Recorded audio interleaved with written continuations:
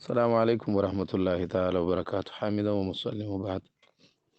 یو محترم رول مخکې پوښتنه کړې و د حیوان د اجارې.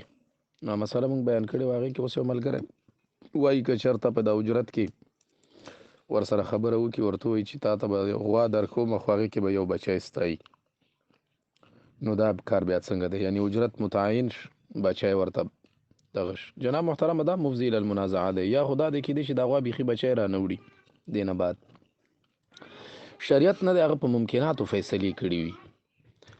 نو یا خو کېدای شي دا غوا بیخي بچی را نه وړي، یا کېدای شي داسې بچی راوړي چې هغه د خوښ نه وي.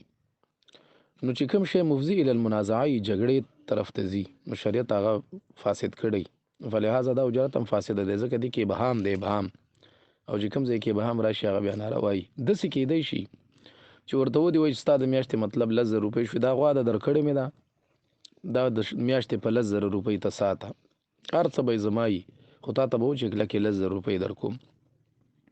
او بیا دا غوا یو بچی راوړي او د چې څو میاشتې د هغې خدمت کړی دی، بس هغه خدمت پیسې را جمع کړي، سوچ وکړه چې هغه د خدمت پیسې د 80,000 وي او دا بچی مارکیټ کې 80,000 کوي، بس ورته ویلی شي هلکه 80,000 کې مې دا بچی در باندې خرڅ کړه. داسې کېدای شي، او که نه ورته وایي چې بچی پکې ستا شه مستقل، نو دا بیا صحیح نه ده.